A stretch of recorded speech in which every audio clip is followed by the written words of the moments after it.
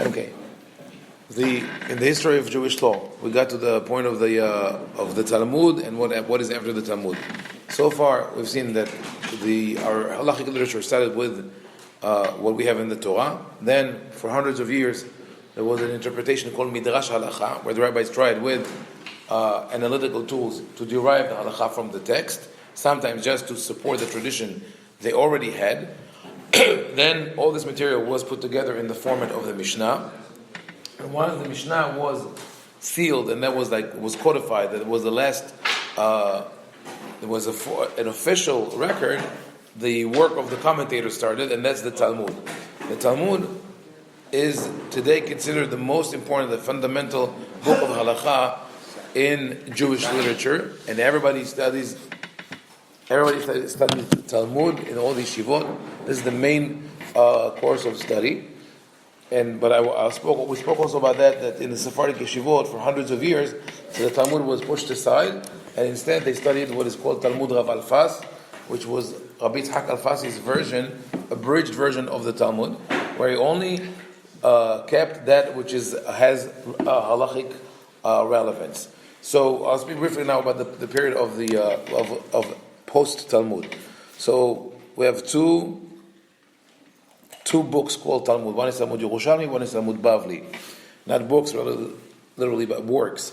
The Babylonian Talmud is more argumentative, more elaborate. They always open up more discussions, and a lot of it was not a lot of it, but they have major parts of Talmud are non-halachic. It's not the halacha. It's just it's stories, commentaries on the Tanakh or moral teachings. But also there are some portions of the Talmud that look like discussions of halacha, but they're not. They were like general classes just to attract people to study halacha. So they should not be taken with the same level of importance as pure halacha.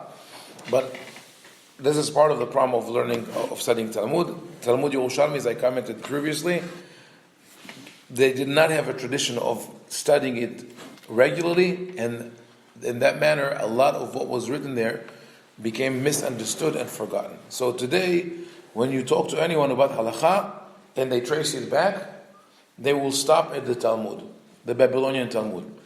Nobody goes to the Mishnah, really, for halacha. The Mishnah that was written in the 2nd century, 3rd century, because they say we cannot understand the Mishnah without the Talmud. So the Talmud remains sort of like the final book, the final stop when you go backwards. After the Talmud was, some people believe, canonized, but more correctly, no additional work was put into the Talmud with the names of the authors. There were about 200 years of the work of the rabbis called Savoraim that kept changing and adding and editing the Talmud, but anonymously, which makes it more difficult to understand the Talmud, because you don't know what was original and what was added by an anonymous author. After this period, from about this 700 to the 1100s, it's a very important period in Jewish law, in the development of Jewish law. This is the period of the Geonim. The Geonim were the heads of the yeshivot in Bavel. Mainly we refer to the heads of the yeshivot in Bavel, but there were also Geonim in Eretz Israel. But as we spoke about it before, at a certain point there was a struggle about the control of the Jewish world, and the yeshivot of Bavel won that battle. There were three famous yeshivot, Surah, Pumbedita, and Hardea, which one of them, only two existed simultaneously. And we have a very detailed record of all the Geonim of the heads of the yeshivot. The word Gaon in modern Hebrew, if you ask someone what is Gaon, it means genius. But that was not the original meaning. Today, every rabbi, at a certain point, especially when they publish books or there are ads saying this rabbi supported this and that, they will sign Harav Gaon. Everybody's Harav Gaon. The rabbi and the genius. No. There's inflation with the titles. You have to be careful with that. Otherwise, we would never finish reading the Mishnayot. because the Mishnah would say, instead of Rabbi Akiva Omer, Arav HaGaon HaTzadik HaGadol, Rabbi Akiva Omer, and then Arav HaGadol, you never finish. Anyway, that's how we deal with it today. But originally the term Gaon came from the name of the yeshiva. The name of the yeshiva was Geon Yaakov, which is based on pasuk from Tanakh, Geon Yaakov Asher Efsela. And Geon Yaakov means the pride of Jacob. So it was natural for the yeshiva to be called the pride of Am Yisrael. So the title of the head of the yeshiva was Rosh Yeshivat Geon Yaakov, the head of the yeshiva, Geon Yaakov. Eventually, it was trimmed and it remained Gaon. Rav, for example, Rav Hai Gaon, Rav Natronai Gaon. And that was usually the title before their name was not Rabbi, not Rabbi, or Ribi, but Rav. So, among the most famous ones of the Geonim, we can mention Rav Amram, Rav Seadia Gaon, Natronai, Rav Hilai, Rav Yehudai, and Rav Hai, and Rav Sherira Gaon. We have about 7 or 8 Geonim that were very, very famous. No, Vilna Gaon is 1,000 years later. That is when a little bit before the inflation, but everybody called the Gaon of the Gaon of. But the Geonim is a period that goes from the 7th century to the 11th century. Now, if you look at the Jewish world at the time, it's important to understand how the Jewish world functioned in terms of halakha. There were 2 main centers of Torah, one in Eretz Yisrael, one in Bavel. The center in Eretz Yisrael, that sort of died out after the 9th century, was mainly connected to the Jews of Italy. The Jews of Italy, in the 9th century, a couple of families migrated to Germany. Was not migrated, they were imported to Germany by the bishop of Cologne, or Cologne, if you remember Eau de Cologne, from that city. He brought them over because they were good businessmen, and he wanted them to boost the economy of his city. So he invited them with special invitation. We know of the families of Machir, the Machir family, and the Kalonimus family, which Kalonimus means in Greek Shem Tov, good name. So Kalonimus, Machir, and a couple other families came and settled there. So, in a way, you could say the Ashkenazi tradition is a product of the Eretz Yisrael tradition through Italy to Germany. But the rest of the world corresponded with the Geonim of Bavel. And corresponded means that wherever you lived around the world, which was, at the time, most Jews lived in North Africa, Spain, Bavel. There were some Jews even from inside Europe, but those were the main centers. There was Jews in Yemen also, and Iraqi Jews traveled the route through the Silk Road. They went to China, to India. They had colonies there. They also went to Spain and France. So all these places reported to the Geonim of Bavel. If they had a halachic question, whether it was inheritance or kashrut, or something to do with prayers, or divorces, ketubot, everything was all channeled back to Bavel by mail. So, and mail at the time was not like today. Email is instantaneous. Even regular mail you could get in a couple of days. Packages you could get in a week or 2. But back then, a regular letter would be delivered by caravans that sometimes would take months to be delivered. So you realize it's not a question like yesterday, you called the rabbi to say, some of the, a drop of meat sauce fell into the milk. Can I drink the milk or not? This is not something that back then, you send a question to the rabbi and you wait with the milk until it comes back. Because by then it will be yogurt or hard cheese or something like that. But anyway, they would ask the question to know what to do in the future. And some questions were particular cases. Some questions were, what is the meaning of this phrase in the Talmud? So it was a wide range. Some questions were about mysticism and about beliefs and it covered the whole range. Anything you could ask, they asked the rabbis. Most of their literature was written in Aramaic and Arabic. Of course, mixed with Hebrew, but mainly Arabic. That was the lingua franca. That was what they spoke. And also they spoke Aramaic. And in one point, one of the famous responses of the Geonim was that of Rav Natronai Gaon, lived around the 8th century. He got a question from people in Spain who said, "We heard that you have to say 100 blessings a day. How do you say 100 blessings a day? How do you get to this number?" So he sent back a letter called Seder Berachot, the Rav Natronai Gaon, with all the brachot that you say on a regular, on the order, from Birkot HaShachar, and this became the skeleton of the Siddur. 100 years later, Rav Amram Gaon receives a question. He says, "Can you teach us how to pray?" So he writes, what does he write as a response? A Siddur.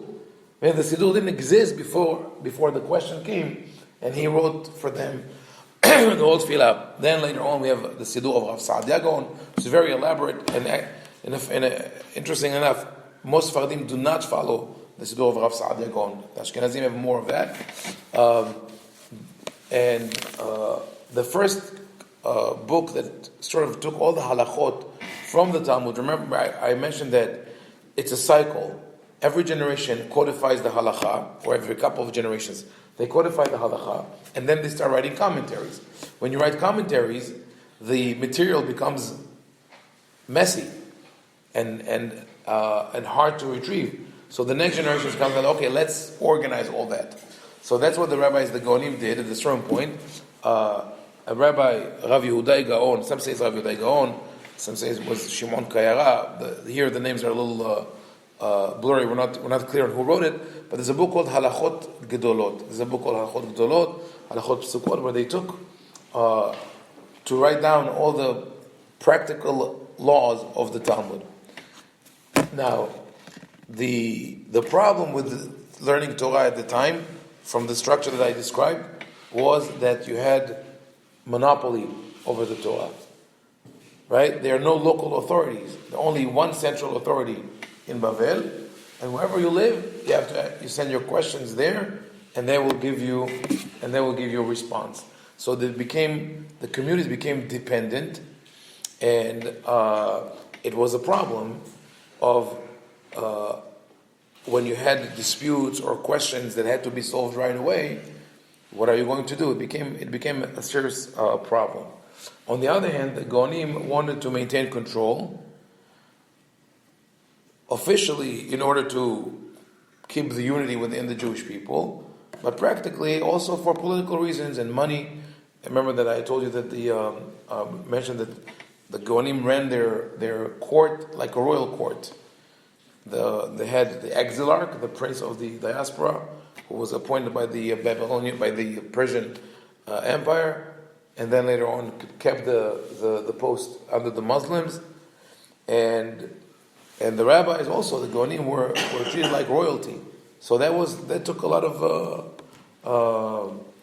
of money to maintain, and they relied on the donations and the taxes they collected from the communities all over the world.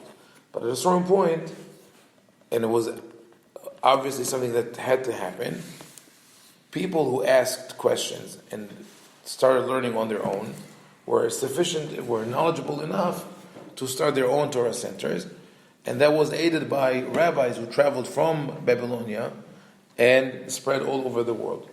There's a famous legend, we don't know how accurate is all the details. It's called the Arba'at HaShuim, that there were 4 rabbis on a ship. They were taken by pirates, which was very common at the time, and the pirates asked for ransom, and each community along the way redeemed one of them because they couldn't afford to redeem all of them, and each one of them established a Torah center where he got. One in Spain, one in North Africa. So Rabbeinu Hananel ben Hushiel, for example, was the one who came to Kairouan. Kairouan was a city in North Africa, in Algeria, was established by the Muslims, by the Arabs who conquered North Africa.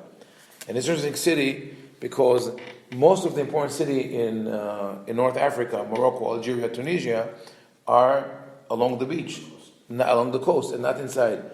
But the Arabs, the Bedouins, deliberately found a spot in the middle of the desert to build their capital because they were desert dwellers, and for them it was easier to defend a fortress which is in the middle of the desert and not and not a coastal city. So this is interesting. Anyway, there was a thriving community in Kairouan. Then there were other famous cities in North Africa. Of course, Fez, Qalat Hamad in Algeria, and in Tunisia. Each one, there were several centers. And they started developing their own literature and their own poskim. And the most famous of whom was, which I mentioned before, Rabbi Yitzhak al-Fasi. Rabbi Yitzhak al-Fasi was the first one to write comprehensive book of halakha after the Talmud.